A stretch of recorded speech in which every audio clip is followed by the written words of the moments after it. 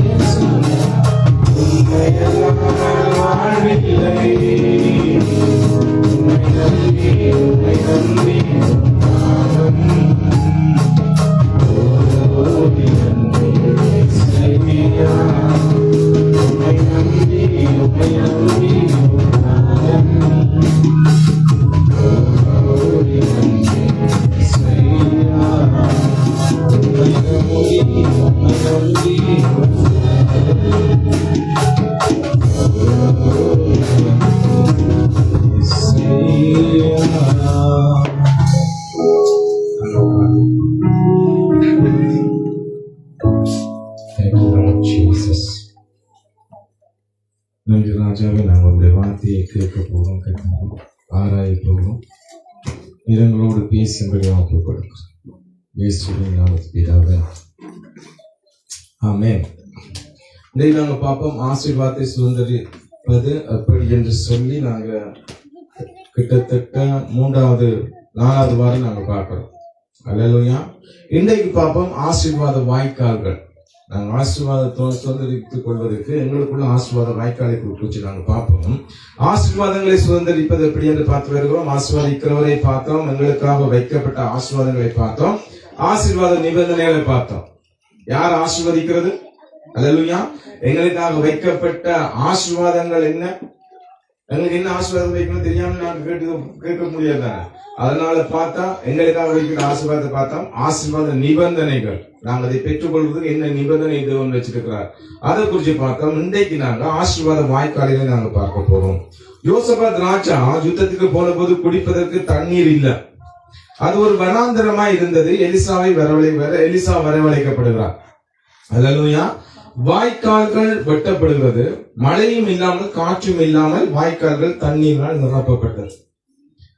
உங்களுக்கு ஆசீர்வாத வாய்க்கால்களை யார் வெட்டுவது, எப்படி வெட்டுவது என்பதை குறித்து நாங்கள் பார்க்க பார்ப்போம். உங்களுக்கு அந்த கதை தெரியும். எலிசா யோசபாத் யுத்தத்துக்கு போகும்போது அங்க ஆடு மாடத்துக்கு வனாந்திரத்துல ஒன்றும் இல்ல. இப்ப தண்ணியில் அடி எல்லாம் சேர்த்துடும். மனுஷரும் சேர்த்துருவாங்க, யுத்தவீரரும் சேர்த்துருவாங்க, ஆடு மாடல் எல்லாம் சேர்த்துடும், குதிரை ரதங்கள்ல வந்து எல்லாம் செத்து போயிடும். அப்ப தீர்க்கதரிசி அழைக்கப்படுகிறார். அழைக்கப்பட்ட போது தீர்க்கதரிசி சொல்றான், காற்றையும் காண மாட்டீங்க, மழையும் காண மாட்டீங்க. இப்ப கர்த்தர் செய்யறதெல்லாம் பாத்தீங்கன்னா ஒரு பைத்தியக்காரமே. அல்லேலூயா. ஆபிரகாம் சொன்னாரு, நீ வடக்கு அவ்வளவு தூரம் நடக்க முடியும், தெற்கு அவனா நடக்க முடியுமா, கிழக்கு அவனா நடக்க முடியுமோ, மேற்கு அவனா நட அவனா உனக்கு தருவான். அவன் நடந்ததுதான் இஸ்ரவேல் கோத்திரத்துக்கு சுதந்திர நாடா கர்த்தர் கொடுத்தார். சொல்ற காரியங்கள் எல்லாம் பைத்தியக்காரத்தனமா இருக்கும். யாரெல்லாம் தேவன் சொன்ன அப்படியே நடக்கும் என்று நம்பி அதை செய்யறானோ அவனோட வாழ்க்கையில் ஆசீர்வாதம் வந்தது. இது பொறுத்த வனாந்தர். அப்ப எலியா சொல்றான், நீங்க வாய்க்கால வெட்ட சொல்லு. வாய்க்கால் கிணறு தோணுங்கய்யா, தண்ணி வேணுமா வனாந்தரத்துல? அதை நிரப்ப வேணும். அப்ப காற்றடிக்க வேணும், மழை மரங்களை பார்க்கணும், தண்ணி வாய்க்கால நிரப்பணும். வெட்டி வச்ச இதெல்லாம் நடக்கிற காரியமா இல்ல. சொன்னது யார் தெரியுமா? எலிசா தீர்க்கதரிசி. அப்படியே வெட்டினாங்க. வாய்க்கால்கள் தண்ணீர் நிரப்பிச்சு. ஒன்று ஆசீர்வாதமாய் இருப்பது, இரண்டாவது ஆசீர்வாதத்தில் நிரம்பி வழிவது. கர்த்தருடைய பிள்ளைகள் ஆசீர்வாதமா இருக்கலாம். ஏழ்மை கர்த்தருடைய பிள்ளைகளுக்கு கொடுக்கப்படையில. நீ ஏழ்மையிலிருந்து வந்து நீ ஆசீர்வாதமா இருக்கணும் என்பது கர்த்தருடைய விருப்பம். ஏதாவது 3 யோவான் 1:2 நீங்க பாத்தீங்கன்னா, பிரியமானவனே உன் ஆத்மா வாழ்வதுடன் எல்லாவற்றிலும் வாழ்ந்து சுகமாய், கர்த்தருடைய பிள்ளை சுகமாய் இருப்பது கர்த்தருக்கு பிரியம். சரியா?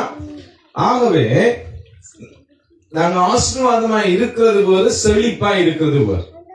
அல்லேலூயா. நீங்கள் ஆசீர்வாதமாகவும் இருக்கலாம், ஆசீர்வாதத்தில் செழித்தும் இருக்கலாம். அது உங்களோட கருத்துல கொடுக்கப்பட்டிருக்கு. அல்லேலூயா. நன்மையும் தீமையும் உங்களோட கருத்துல இருக்கு. அல்லேலூயா. ஜீவனும் மரணமும் உங்களோட கருத்துல கொடுக்கப்பட்டு. தேவன் வந்து யாரையும் வந்து ஒரு ரிமோட் கண்ட்ரோல வச்சு நாங்க சேனல் மாத்திரம் தானே, எங்களுக்கு பிரியமான சேனல்கள், கார்ட்டூன்கள், பாட்டுகள் எல்லாம் மாத்திரம் தானே. அதே மாதிரி உங்களை ஈக்கிற கத்த. அல்லேலூயா. தேவன் எப்படி என்றா அவர் தானாக இயங்குறவர். அல்லேலூயா. நீங்க எப்படி சிருஷ்டிக்கப்பட்டிருக்கிறீங்களா? தேவனுடைய சாயலாக சிருஷ்டிக்கப்பட்டிருக்கிறீங்க. ஆமென். அவரை போல சிருஷ்டிக்கப்பட்டிருக்கிறீங்க. அவருக்குள்ள எல்லா அறிவும் உங்களுக்கு கொடுக்கப்பட்டிருக்குது. எங்களை சாபங்களும் நோய்களும் வியாதிகளும் பாவங்களும் எங்களை உயர விடாமல் மேன்மை அடைய முடியாமல் தடுத்து வைத்திருக்கிறதே தவிர தேவன் எங்களை விசேஷமா தம்மை போல சிருஷ்டித்திருக்கிறார். ஆகவே எங்களை தம்மை போல சிருஷ்டித்தவர் எங்களுக்கு கர்த்தர் எதையும் வற்புறுத்துறது கிடையாது. நீ பரலோகம் வர போறியா, நித்திய ஜீவன் வேணுமா, மரணம் வேணுமா, ரெண்டே உனக்கு சொல்றதுக்கு. நீ எதை தேவையோ அதை நீ பெற்றுக்கொள்.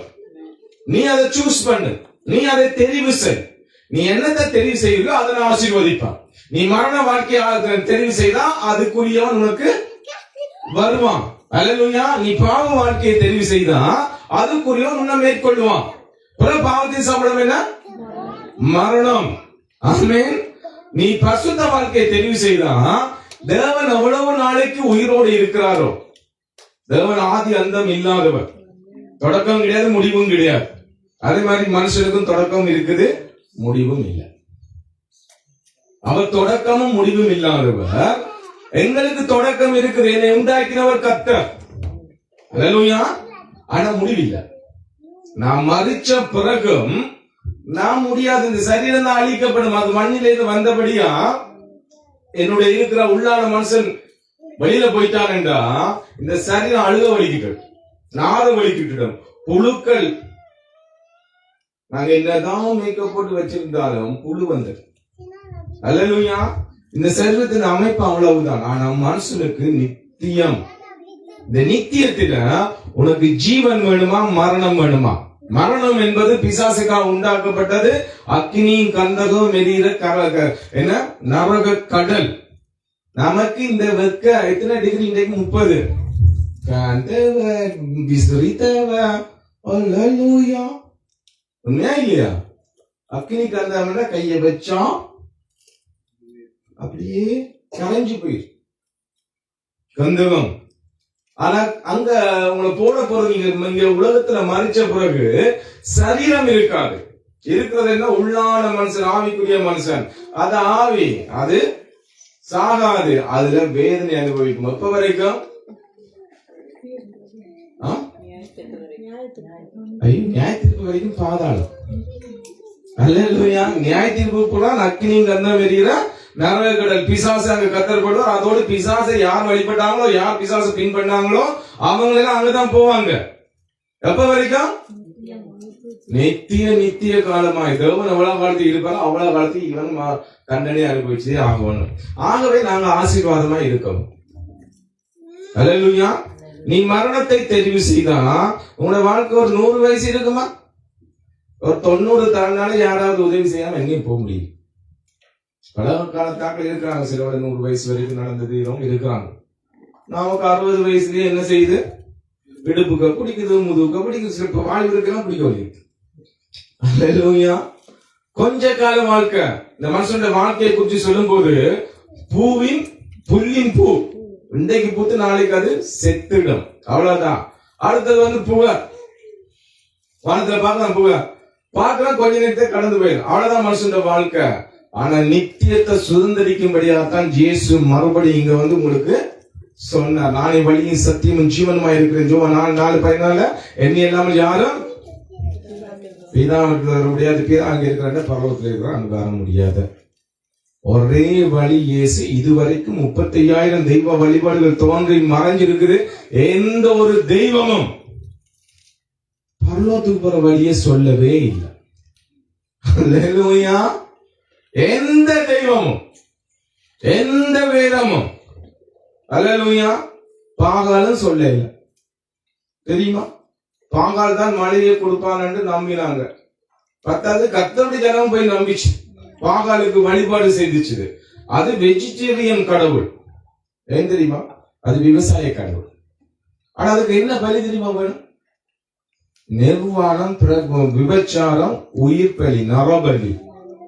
அது வெஜிடேரியன். அதுக்கு கொடுக்க வேண்டிய பலி எல்லாம் பாத்தீங்கன்னா நரபலி. அல்லேலூயா. அதனாலதான் கர்த்தர் எலியா பாத்தீங்கன்னா மழையை 3.5 வருஷம் நிப்பாட்டிட்டார். ஆமே. பாகால் தானே தெய்வம். நான் நிப்பாட்டுறேன். ஒரு மனுஷன் வானத்தை அடைக்கிறத அடைச்சான். 3.5 வருஷம் மழை பெய்யல. அந்த டைம்ல 2 பெண்கள் டிசிஷன் பண்ணாங்க. இன்றைக்கு என்னுடைய பிள்ளைய வெட்டி சாப்பிடும், நாளைக்கு என்னுடைய பிள்ளைய வெட்டி சாப்பிடும். வெட்டி சாப்பிட்டாச்சு. அடுத்த நாள் பிள்ளைய கேட்டா அவள் ஒழிச்சுட்டான். இதெல்லாம் நடந்தது. இப்ப எங்க போச்சு இந்த பாகால் தெய்வம்? நீங்க பாத்தீங்கன்னா அது நிறைய விளையாட்டெல்லாம் காட்டு, நிறைய அற்புதம் கூட செய்யும். அபிஷேகம் பெற்ற மனுஷனுக்கு முன்பாக அது ஒழிச்சிரு. இவங்க கீறிக்கொள்றாங்க, கத்துறாங்க. எலியா நக்கல் அடிக்கிறான். நல்லா கத்து, நல்லா கீறு, நல்லா சத்தமா கத்து. சிலோட அலுவலா இருப்பான், சிலோட தூங்கி இருப்பான். நீ எழுப்பணுமியா? அல்லேலூயா. நம்முடைய தேவன் அப்படி இல்ல. நாம கேட்டா உடனே இறங்கி வர்றவர். எங்க ஜெபத்துக்கு உடனுடனே ஆம் என்று மாமேனும் பதில் கொடுக்கிறவர். ஆகவே நீங்கள் ஆசீர்வாதமாகவும் இருக்கலாம், ஆசீர்வாதத்தில் செழித்தும் இருக்கலாம். உங்களோட கருத்துலாம் கற்றுக் கொடுத்திருக்கார். உங்களை ஒரு மிஷின் மாதிரி அவர் இயக்க விரும்பல. அல்லேலூயா. தன்னை போல உங்களை உண்டாக்கினவர் தன்னை போலே உங்களை உருவாக்கவும் விரும்புகிறார். படிங்க 2 ராஜாக்கள் 3:16-17 வரைக்கும்.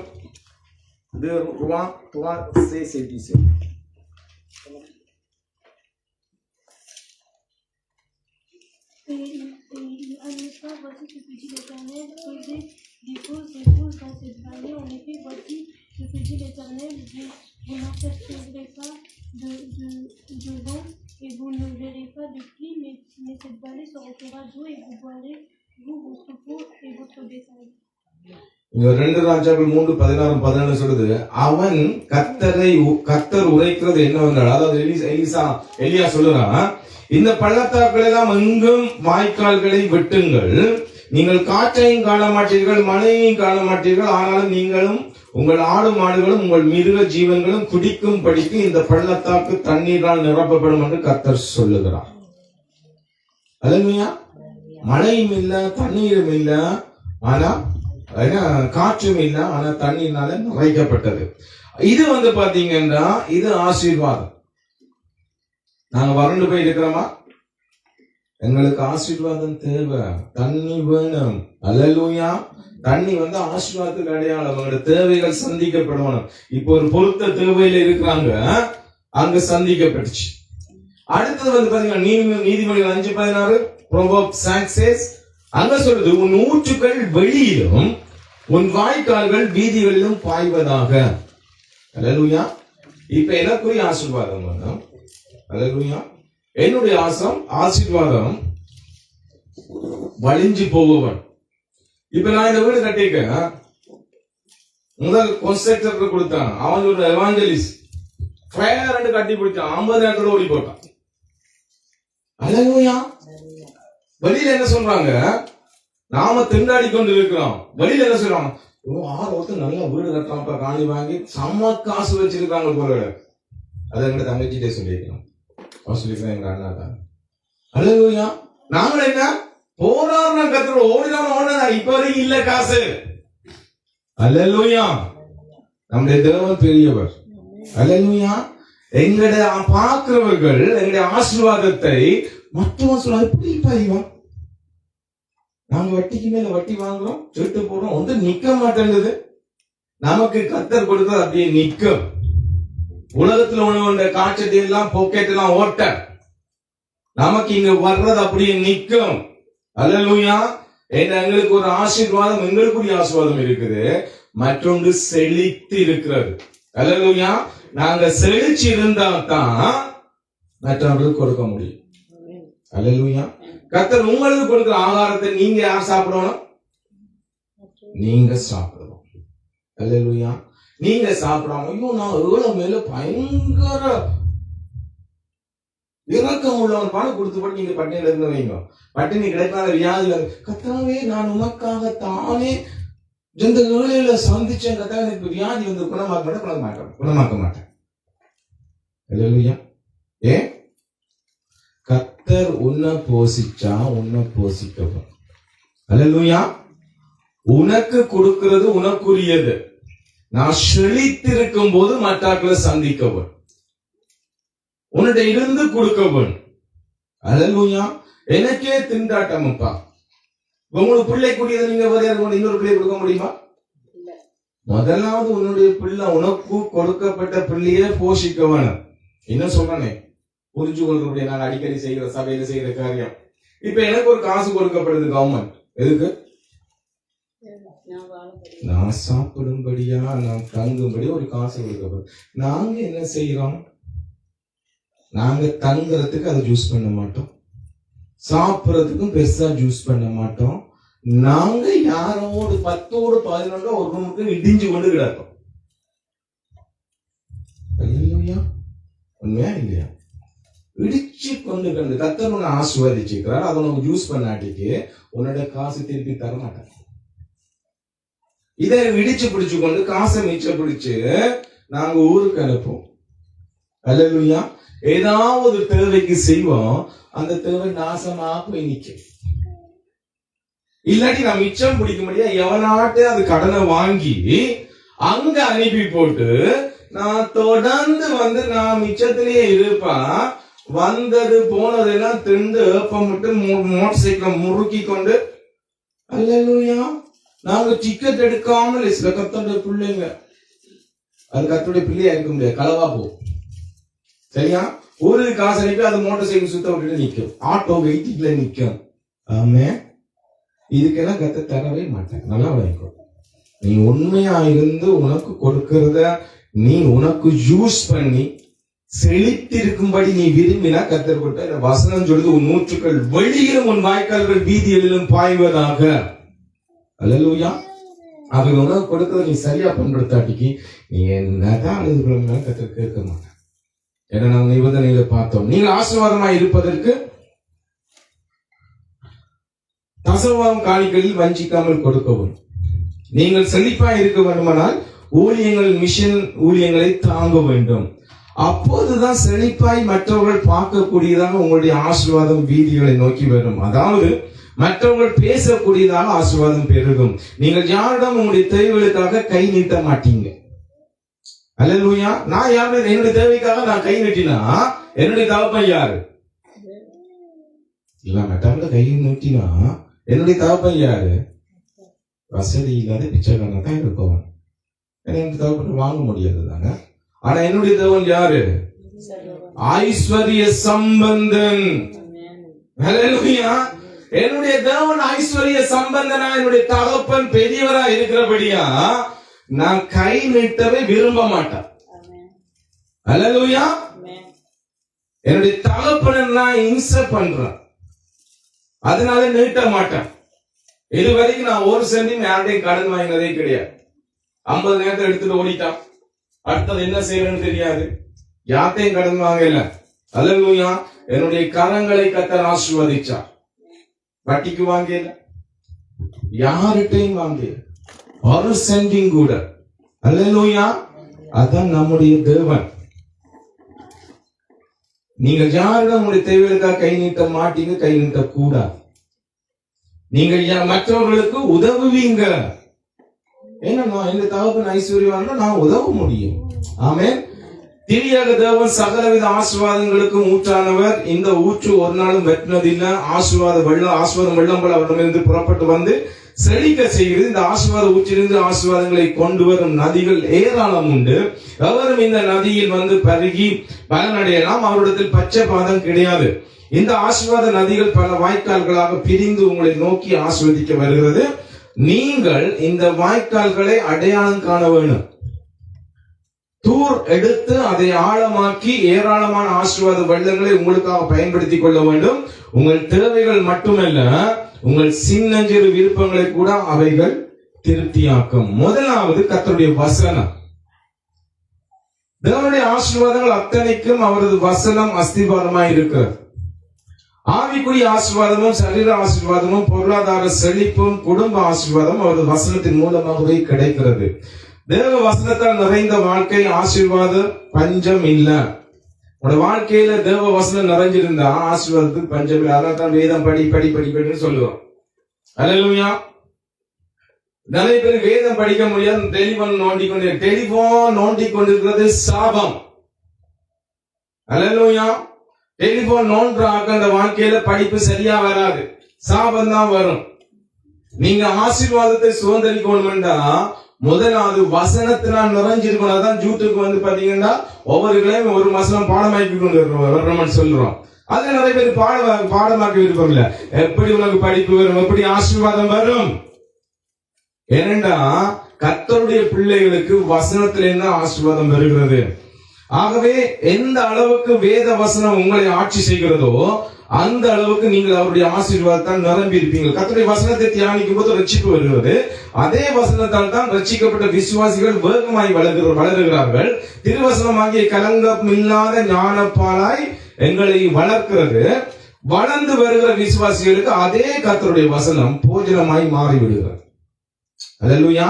பலமான ஆகாரமும் அதுதான். நோயுற்ற சரீரத்துக்கு அருமருந்தாய் தேவ வசனம் அங்கு இருக்கிறது. நாம் உள்ளான மனிதனுக்கு ஆவியாயும் ஜீவனுமாய் மாறி அற்புதங்களை நடத்துவதும் அவரது வார்த்தைகள் தான். இயேசுவை போல மாற செய்வதும் அவரது வார்த்தைகள் தான். வேதத்தின் அத்தனை மனிதர்களையும் வெற்றி பெற செய்ததும் அவருடைய வார்த்தை தான். அல்லேலூயா. வேதத்தை நீங்க படிக்கிற எல்லாரும் ஜெயிச்சவங்க எல்லாருடைய இருதயத்திலே வார்த்தை அதிகமா இருந்தது. கர்த்தருடைய வசனம் தங்கி இருந்தது. யோசுவா அனுபவித்த ஆசீர்வாதங்களுக்கு காரணம் அவன் குடும்பம். இஸ்ரவேலர் கானானின் செழிப்பை அனுபவித்தார்கள். முழு கோத்திரங்களுக்கும் அவன் ஆசீர்வாதமா இருந்ததுக்கு காரணம், மோசே மரித்ததும் தேவன் ஜோஷுவாவுக்கு தரிசனமாகி ஆசீர்வாத வாய்க்கால்களை காண்பித்து கொடுத்தார். அதை அவன் பிடித்து கொண்டான். எல்லோரும் ஆசீர்வாதமாய் மாறினாங்க. படிங்க ஜோஷுவா 1:8. Josué 1:8.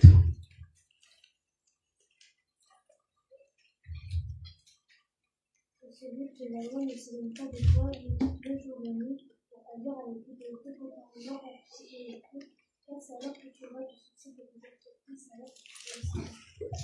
யோசுவா 1:8 சொல்லுது, இந்த நியாயப்பிரமாண புஸ்தகம் உன் வாயை விட்டு பிரியாதிருப்பதாக, இதில் எழுதியிருக்கிறவைகளின் படியெல்லாம் நீ செய்ய கவனமாய் இருக்கும்படி இரவும் பகலும் அதை தியானித்துக் கொண்டிருப்பாயாக. அப்பொழுது நீ உன் வழியை வாய்க்க பண்ணுவாய், அப்பொழுது புத்திமானாகவும் நடந்து கொள்ளுவாய். அல்லேலூயா. இந்த வசனம் எங்களை புத்திமான்களாய் மாற்றுகிறது, ஞானவான்களாய் மாற்றுகிறது, அறிவுள்ளவர்களாய் மாற்றுகிறது. யோசுவாக்கு இருந்த பொறுப்பு சாதாரணமானதல்ல. அவனுக்கு எதிரிகள் அநேகம். இஸ்ரவேலை கானானுக்குள் கொண்டு செல்ல வேண்டிய கடமை கிட்டத்தட்ட 80 லட்சத்துக்கு கிட்ட ஜனங்கள். அல்லேலூயா. நடத்த சும்மா 100 பேர் நடத்துறதே பெரிய கஷ்டம். இவ்வளவு பேரும் கூட்டத்தை நடத்துறா சும்மா சாதாரண காரியங்கள். அவங்க எகிப்திலிருந்து வனாந்திரமா நடப்பாத வர ஒரு குரூப் அந்த பீச்சுக்கு கூட்டிட்டு போட்டு வரைக்கே கண்ணத்துல என்ன விட்டுட்டு இருக்கோம். அல்லேலூயா. இது வனாந்திரத்துல நடந்து கொண்டு வந்தாங்க. தண்ணி பிரச்சனை, சாப்பாடு பிரச்சனை, எத்தனையோ பிரச்சனை. அதுகள் படுத்தின பாடெல்லாம் யோசுவா பார்த்து வந்தவன். இப்ப மோசே இறந்தாச்சு. யோசுவா தான் கானானுக்கு கொண்டு போகணும். பெரிய பொறுப்பு. எரிகோவை வீழ்த்த வேண்டும், ராட்சதர்கள் போன்ற எதிரிகளை வீழ்த்த வேண்டும். மோசைக்கு பிறகு கர்த்தருடைய தெளிவான குரல் கேட்டு நாளுக்கு நாள் அவரது சேனையை நடத்தி செல்ல வேண்டும். இதை நிறைவேற்ற யோசுவாக்கு தேவன் காண்பித்தது கர்த்தருடைய புஸ்தகம் அவன் வாயை விட்டு பிரியக்கூடாது. அல்லேலூயா.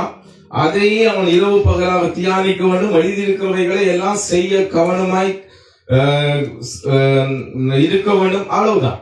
ஆசீர்வாதங்கள் அனைத்தும் தன்னகத்தை கொண்ட மிக பெரும் ஆசீர்வாதம் தான் நமது கைகளில் இருக்கிற வேத புத்தகம். அல்லேலூயா. இதுக்கு நீங்க சில 10 ரூபாய்க்கு வாங்கலாம், 30 ரூபாய் வாங்கலாம், 100 ரூபாய்க்கு வாங்கலாம். இதுக்கு விலை மதிப்பே கிடையாது. அல்லேலூயா. நம்மளா இப்படி ஒரு புத்தகத்தை வாங்குறேன்னு சொன்னா நீங்க 10 ரூபாய்க்கு வாங்க முடியாது. அதுல செலவு அதிகம். நீங்க எல்லாரும் படிச்ச ஆசீர்வாதமா இருக்கணும்னு சொல்லி நிறைய கத்துடைய பிள்ளைகள் இந்த புத்தகம் அடிக்கிறதுக்கு அங்க பார்ட்டிசிபேட் பண்றாங்க. அல்லேலூயா. நாங்க ஒரு வீதம் கத்தருக்கு போறதுக்கே ரொம்ப கஷ்டப்படுவோம். கோல்கேட் கம்பெனி எல்லாம் 9 வீதத்தை கத்தருக்கு கொடுக்குறாங்க. தன்னோட வருமானத்துக்கு 1000 900 கொடுத்துறாங்க. 100 ரூபாய் தான் வாழ்றாங்க. அப்படின்னு அவங்க கவனத்தை கொடுத்து இருப்பாங்க. என்ன கத்தருக்கு கொடுக்குறாங்க ஆசீர்வாதமா தான் இருப்பாங்க. ஆசீர்வாதம் அனைத்தையும் தன்னகத்தை கொண்ட மிக பெருமைக்குரிய புத்தகம் வேத புத்தகம். அல்லேலூயா. வேத புத்தகத்தில் அத்தனை ஆசீர்வாதங்களை சுதந்திரிக்க வேண்டிய யோசுவாவின் சந்ததி நாம் தான். அல்லேலூயா. எல்லா ஆசீர்வாதம் இதில் எழுதப்பட்டது. இதுல நாங்க எடுத்து நாங்க சுதந்திரிக்க வேண்டும். அல்லேலூயா. யோசுவாவை போல ஆசீர்வாதங்களை சுதந்திரிக்க வேண்டிய நாம் அவரது வேத வசனத்தை என்றும் இல்லாதவாறு தியானிக்க வேண்டும். யோசுவா சென்ற இடமெல்லாம் ஆசீர்வாதம், வெற்றிகளும் தான் பற்றாக்குறை இருக்கிறது.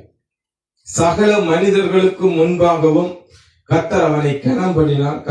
சத்துருக்கள் அவன் பேரை கேட்டு கதிகலங்கினார்கள். எதிர்த்து வந்தவர்கள் அழிந்து போனார்கள். அவன் வாயிலிருந்து வந்த ஒவ்வொரு வார்த்தைகளையும் கர்த்தர் கனப்படுத்தினார். ஒரு முறை சூரியனை கிபியோன் மேலும் சந்திரனை அயலோன் மேலும் நிறுத்தி வச்சுட்டான். ஏன்னா சூரியன் மறைஞ்சிட்டா யுத்தம் பண்ணி கொண்டிருக்காங்க, எதிரிகள் தப்பிடுவாங்க. எதிரிகள் தப்பக்கூடாதுன்னு சொல்லி ரெண்டையும் நிறுத்தி வச்சான். கர்த்தர் யோசுவா சொன்ன கட்டளையை கேட்டு நிறுத்தினார் ரெண்டையும். உங்கள் வாழ்க்கை என்னும் பள்ளத்தாக்கு முழுவதும் தேவ வசனம் என்னும் வாய்க்கால்களை விட்டனர். ஆசீர்வாதம் தானாய் வரும். 2வது தேவ மனிதர். அல்லேலூயா. முதலாவது என்ன சொன்னா கர்த்தருடைய வசனம், இது ஆசீர்வாதம். 2வது பாத்தீங்கன்னா தேவ மனிதர். தேவனுடைய ஆசீர்வாத வெள்ளங்களை சுமந்து வரும் அவர்களது மனிதர்கள். அவரது சாயலின்படி உண்டாக்கப்பட்டவன் அவரது சாயலின்படி ஆசீர்வதிக்க கிருபை பெற்றிருக்கிறான். மனிதன் விழுந்து விட்டாலும் முழுவதுமாக தேவ சாயலை இழந்து விடவில்லை. அல்லேலூயா. நான் 6ஆம் விழுந்தான் சொன்னாலும் முழுவதுமாக அவன் இழந்து விடவில்லை. அதனால்தான் சாதாரண மனிதர்கள் மனம் குளிர்ந்து ஆசீர்வதிக்கிறது கூட நம்மில் பலித்து விடுகிறது. அல்லேலூயா. ரெபெக்காளை புருஷன் வீட்டிற்கு அனுப்பும் போது அவளது குடும்பத்தார், என் சகோதரியை நீ கோடா கோடியாக பெருகுவாய் என்று ஆசீர்வதித்தாங்க. அது ரெபெக்கா வாழ்க்கையில அப்படியே கடந்து வந்து நீ ஆசீர்வாதத்துல 10 மடங்கு, 100 மடங்கு, 1000 மடங்கு கோடி மடங்கு. இந்த கோடி மடங்கு நீ பெறுவா என்று ரெபேக்காள் அங்கு ஆசீர்வதிக்கப்பட்டு அனுப்பப்பட்டாள். அவிசுவாசிகள் ஆசீர்வதித்த வார்த்தைகளை 100% ரெபேக்காளுக்கு பலிக்கலானது. ஏன்னா தமிழ் லாமான் வந்து பாத்தீங்கன்னா அவிசுவாசி, கர்த்தருடைய பிள்ளை கிடையாது. அல்லேலூயா. இப்ப ரெபேக்காள் தேவனுடைய மனுஷனை கல்யாணம் கண்ட வர்றான். அந்த மனுஷன் வந்து ஈசாக்கு, அவன் எப்பொழுதுமே தேவனை தியானிக்கிறவனா இருந்தான். அல்லேலூயா. நீங்க கர்த்தருடைய பிள்ளைகிட்ட நீங்க வரும்போது உலகத்தானே உங்களை ஆசீர்வதிச்சு அனுப்புவோம். அதை கர்த்தர் அப்படியே பலிக்க செய்வார். ஆமென். அதனால்தான் சாதாரண மனிதர்கள் மனம் குளிர்ந்து ஆசீர்வதிப்பதை கர்த்தர் அப்படியே செய்திருக்கிறார். விசுவாச பெற்றோரின் ஆசீர்வாதம் எத்தனை மடங்கு மேலானது. அல்லேலூயா. மற்றவர்களின் மனதை புண்படுத்தாதவர்கள் ஆசீர்வாதங்களை அள்ளி குவிப்பார். மூன்றாவது, பெற்றோரின் ஆசீர்வாதம். முற்பிதாக்கள் தங்கள் பிள்ளைகளையும் சந்ததியையும் ஆசீர்வதிப்பதை வழக்கமாய் வைத்திருந்தார். அல்லேலூயா. ஈசாக்கு வயதான போது என் ஆத்துமா உன்னை ஆசீர்வதிக்கவும் என்னிடத்தில் வா என்று சொன்ன போது யாக்கோபு வஞ்சகமாய் வந்து ஏசா என்று சொல்லி தகப்பனுடைய ஆசீர்வாதத்தை தட்டி சென்று விட்டான். ஏமாத்தி பெற்றுக்கொண்டான். பெற்றோரின் ஆசீர்வாதம் எத்தனையோ கடந்து வரும் என்பதை ஆதியாகமம் 27ஆம் அதிகாரத்தில் நீங்க வாசிப்பாங்க. இன்னான் என்பதை அறியாமல் சொன்ன ஆசீர்வாதங்கள் மாறாததாகி விட்டது. ஏமாற்றி வாங்கின ஆசீர்வாதங்களே யாக்கோபுக்கு பலிக்குமானால் நீங்கள் பரிசுத்தமாய் வாழ்ந்து ஆசீர்வதிக்கும் ஆசீர்வாதம் எத்தனை பலிக்கும். அல்லேலூயா. தேவனோடு நடக்கிறவர்களின் ஆசீர்வாதங்களை நாம் நாட வேண்டும். ஆகவே பெற்றோர்கள் பிள்ளைகளை ஆசீர்வதிக்கணும். நாங்க என்ன செய்யறோம்? உதவி சனியன் ரோட்ல போறதெல்லாம் கூப்பிட்டு பிள்ளைகள் மேலே ஏத்தி விடுறோம். உங்களுக்கு பாஸ்டர் எந்த சனியெல்லாம் இருக்குது, உதவியா இருக்கு, நீ தான் கூப்பிட்டு ஏத்தி விட்ட. நீ எத்தனை பேர் ஏத்தி விட்டீங்க? இவையில ஏத்தி விட்டீங்க. நான் துணத்தவன் பாஸ்டர் என்ன இதுக்குதான் அபிஷேகம் பண்ணி வச்சுக்கிறாரு. அல்லேலூயா. நீங்க பெற்றோர்கள் பிள்ளைகளை ஆசீர்வதிக்க வேணும். கர்த்தருடைய வார்த்தைகளை சொல்லி கொடுக்க வேணும். அல்லேலூயா. அடிக்கணும் போலதான் அங்க இருக்கு. அடி குத்தணும் போலதான் இருக்கு. குத்து தவறுக்கு. அல்லேலூயா. பிள்ளையாண்டான அடிச்சு வளர்த்தீங்கன்னா அது அவன் முதிர் வயதிலும் கனி கொடுப்பான். அல்லேலூயா. நீ அடிச்சு வளர்க்காடி உனக்கு முன்பாகவே உன்னுடைய கண் கலங்கும்படி செய்ய. நீ அடிச்சு வளர்த்து அது போச்சிருந்தா பிரச்சனையும் கிடையாது. அது கர்த்தர் பார்த்துக் கொள்ளும். நீ உன்னுடைய வேலையை செய்யத்தான். நீங்க பிள்ளைகளை ஆசீர்வதிக்கணும். அல்லேலூயா. வயசானவங்க வீட்டுல இருக்கிறாங்களா, அவங்களை கனப்படுத்துங்க. ஏன் தெரியுமா? வசனம் என்ன தெரியுமா சொல்லுது? உங்களோட வீட்டுல வயசானவர்கள் இல்லையா உங்க வீடு சாபம் பிடிச்ச வீடு. நீ சாபத்தோட இருக்கிற என்பதுக்கு என்ன அடையாளம் தெரியுமா? கர்த்தர் சொல்றா, உன்னுடைய வீட்டுல ஒரு கிளடையும் வைக்க மாட்டேன், கொன்னுடுவேன். அல்லேலூயா. அது வயசான ஏதாவது ஒண்ணு கதைச்சுக்கிறதா இருக்கட்டும். ஆமென். கதை கேட்டுங்க. அல்லேலூயா. எந்த பிள்ளைகள் வந்து எங்க அம்மா மாட்ட போய் விளையாடி கொண்டு இருப்பாங்க, சொரிஞ்சு கொண்டு இருப்பாங்க. அம்மையதான் சொல்றான். அவன் இதெல்லாம் கத்துட்டு இருப்பான். ஆனா மற்ற பிள்ளைகளோட எங்க பிள்ளைகள் அவன் ஆசீர்வதிச்சிருப்பான். அல்லேலூயா. ஆகவே முதியோர் வயது உங்க வீட்டுல இருக்கிறாங்களா, சந்தோஷப்படுங்க, பாராட்டு நினைச்சிடாதீங்க. கொஞ்சம் அநாத ஆசிரமத்துல விட்டுடாதீங்க. அவனோட ஆசீர்வாதம் அநாத ஆசிரமத்துக்கு போய். அல்லேலூயா. இந்த வசனம் அப்படி சொல்லுது. இதெல்லாம் ஆசீர்வாதத்தின் வாய்க்கால்கள். நாம் தேவனோட நடக்கிறவர்களின் ஆசீர்வாதங்களை நாம் நாட வேண்டும். ஆகவே உங்களோட பெற்றோர் ரட்சிக்கப்பட்டுட்டாங்கன்னா அதை விட நீங்க ஆசீர்வாதமானாக்கள் யாரும் கிடையாது. அல்லேலூயா. உங்களோட பெற்றோர்கள், உங்களுடைய பாட்டின் கூட்டம் வந்து உங்களுக்கு சொத்து கூட சேர்த்து வைக்காட்டி கூட அவன் கர்த்தருடைய பிள்ளைகள்னா அந்த ஆசீர்வாதமே பெரிதான ஆசீர்வாதம். அல்லேலூயா. ஆகவே இவர்கள் தேவ ஆசீர்வாதத்தின் வாய்க்கால்கள் என்பதனை மறந்துடாதே. அல்லேலூயா. பெற்றோரின் மனம் குளிர நடப்பது ஆசீர்வாதங்களை பெற நல்ல தோர் வழி. யாக்கோபு தன் பிள்ளைகளையும் பேர பிள்ளைகளையும் ஆசீர்வதித்தான். அவன் சொன்ன ஒவ்வொரு வார்த்தைகளும் தீர்க்க தரிசனமா அப்படியே நிறைவேறிச்சு. ஆசீர்வதிக்கப்பட்டார்கள். ஆதியாகமம் 48 3 4 9 13 20 12 பிள்ளைகளுக்கும் அவன் தீர்க்கதரிசனம் சொன்னான், ஆசீர்வதிச்சான்.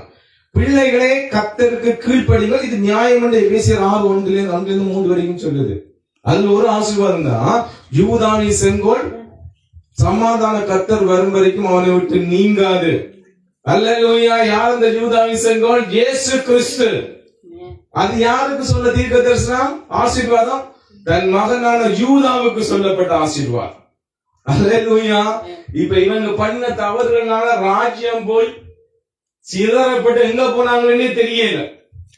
பாபிலோனுக்கு போய் திருப்பி பாபிலோன்ல அங்க கோரேஸ் அனுப்பி எஸ்ரா நெகேமியா இவங்களோட வந்து ராஜபாரம் இப்ப இல்ல. அல்லேலூயா. ஆனா சொன்ன வாக்குத்தத்தின்படி தாவீதின் சந்ததியில இயேசு கிறிஸ்து பிறந்தார். அதான் நீங்க சொல்ல மத்திய படிக்க என்னடா இவன் அவன் இவனை பெத்தா இவன் பொம்பளையர் பேர் ஆம்பளையர் பெத்த மாதிரி எழுதி வச்சிருக்கேன்னு நினைக்கிறேன். அல்லேலூயா. அவன் அவனை பெத்தா எனக்கு என்ன ரெண்டு கூட நாங்க தள்ளிட்டு போவோம். அல்லேலூயா. அவனுக்கு தெரியுமா, ஒருத்தங்க வந்து கடவுள் இயேசு கடவுளே இல்லைன்னு சொல்லி புத்தகம் எழுத போனாங்க. ஆகவே இவங்களுக்கு பெரிய இவங்க இதைத்தானியா புடிச்சுக்கொண்டு சாகுறாங்க. அப்ப இதை நாங்க படிச்சு தேவன் எல்லாம் இந்த இயேசுனா கடவுளே இல்லைன்றது வந்து புத்தகம் எழுத போனாங்க. 2 பேர் போனாங்க. அப்போ ஒரு ஆள் வந்து மத்தேயு புத்தகத்தை திறந்தாரு. அவன் இவனை